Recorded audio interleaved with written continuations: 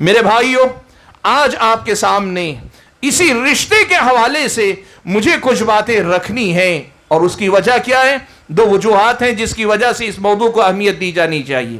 سب سے پہلی وجہ یہ ہے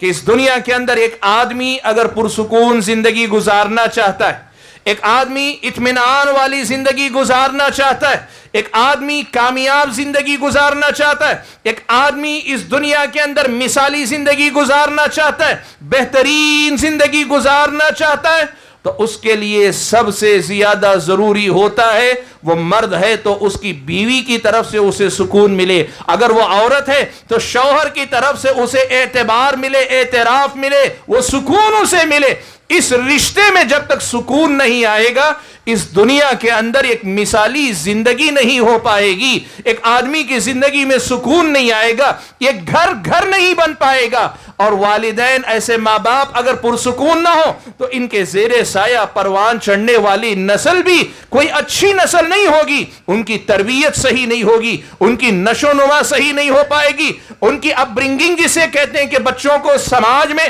کھڑے ہونے کے قابل بنایا جائے، سماج میں سر اٹھا کر جینے والا بنایا جائے، یہ نہیں ہو پائے گا، بلکہ اس ایک رشتے کے بگاڑ کی وجہ سے پورے سماج میں فتنہ و فساد عام ہو جائے گا۔ ایک تو یہ وجہ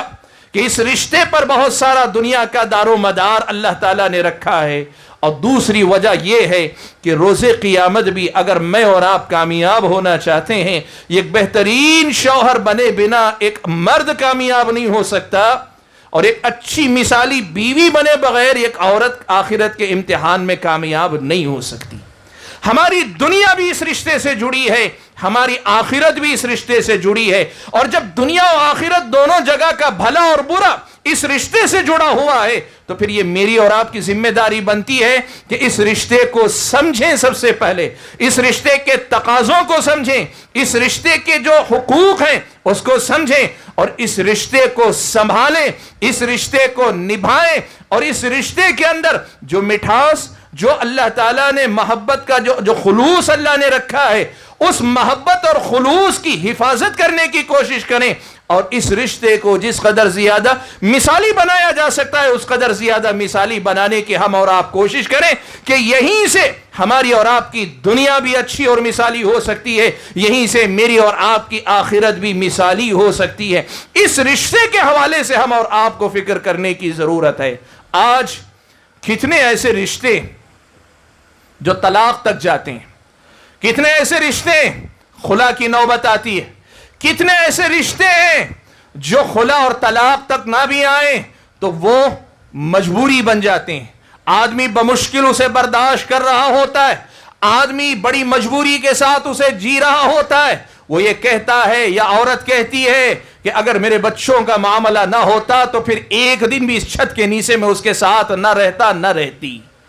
آج کتنے ایسے رشتے ہیں جن رشتوں سے یہ مٹھاس، یہ محبت، یہ خلوص چھین لیا گیا، نکال لیا گیا ہے، اور اس کے پیچھے وجہ کیا ہے؟ اس کے پیچھے وجہ یہ ہے کہ اس رشتے کو سمجھنے، اس رشتے کو سنبھالنے، اس رشتے کے تقاضوں کو پورا کرنے، اور اس رشتے کے سلسلے میں کتاب و سنت کی جو تعلیمات ہیں ان کی پابندی کرنے میں ہم اور آپ ناکام نظر آتے ہیں۔ میرے بھائیوں، اسی لیے آج میں یہ بات مناسب سمجھتا ہوں کہ آپ حضرات اور خواتین کے سامنے جو میرے پاس وقت ہے، اس وقت کے اندر اس رشتے سے متعلق کچھ متفرق باتیں الگ الگ حوالوں سے آپ کے سامنے رکھ دو۔ سب سے پہلی بات آپ کے سامنے جو رکھنا چاہتا ہوں وہ یہ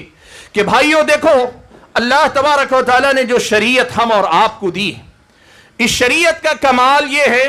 کہ اس نے رشتے جوڑنے کا طریقہ بھی بتایا ہے، اس رشتے کے تقاضوں کو بھی سمجھایا ہے۔ اس شریعت نے قرآن و سنت کے اندر اللہ تبارک و تعالیٰ نے یہ بات صاف کر دی ہے کہ کسی کو بیوی بنا کر اپنی زندگی میں لاتے ہو، یا ایک عورت شوہر سمجھ کر کسی کو اپنی زندگی میں قبول کرتی ہے، تو پھر شوہر کی بیوی پر کیا ذمہ داری ہے، بیوی کی شوہر پر کیا ذمہ داری ہے، دونوں طرف کے معاملات اللہ تبارک و تعالیٰ نے بڑی وضاحت کے ساتھ بیان کیے۔ آج